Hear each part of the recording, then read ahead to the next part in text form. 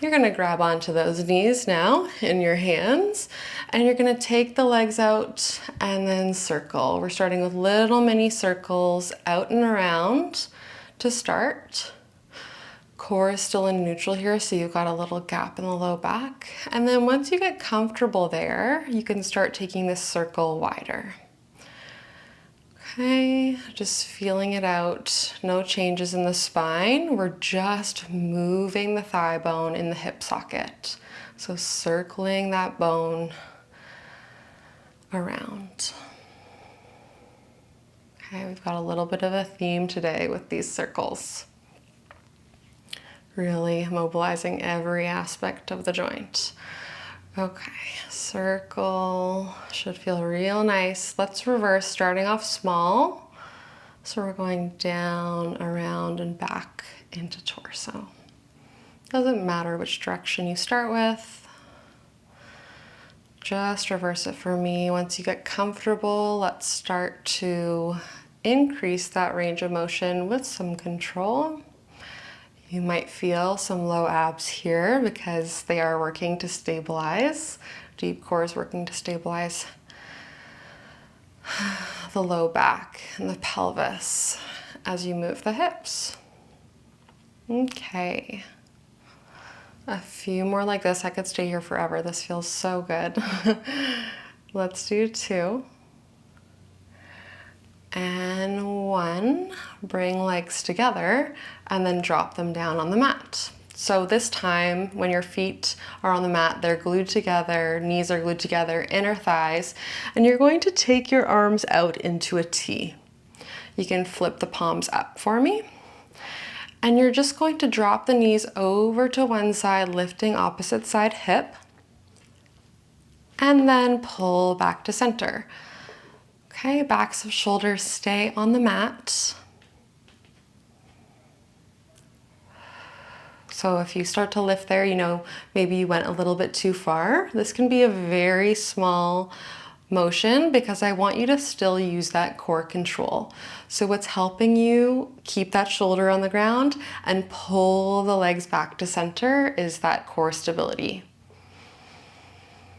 You can inhale, reach, exhale up, inhale, reach, exhale up. Okay, on this next one, we're gonna hold to the side. And then you're gonna take that opposite hand and reach it over the body to meet the other hand, coming into this side lying position. And then you're gonna reach it overhead and circle back to the starting position. Knees stay in the same spot. So we're reaching it over the body, coming into that side lying, and then reaching overhead. You can always omit that reach overhead if it feels like a little bit too much of a range of motion for your shoulder joint. You would just take that arm back over the body, like so. Okay, one more on this side. Reaching, amazing. And then swivel the knees. You can always adjust back of body over to the other side.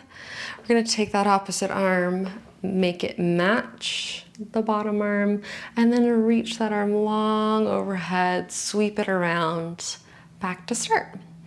Okay, core is working here to bring the arms together, and then reach. So we're always trying to mobilize in these more active positions, and then we'll add some nice holds for that static release. Adding breath here, last one. Inhale, reach overhead and sweep down by the side, bringing knees back to center. You can readjust back on the mat. You're gonna let the knees fall out to the side into a nice butterfly for me. Hands reach long at shoulder height. You may feel a little bit of a nerve stretch there through the front of the arm. And you're just going to nod your head to one shoulder, stretching through opposite side neck, and hold for me. You may feel that stretch all the way up into the head and down through that shoulder.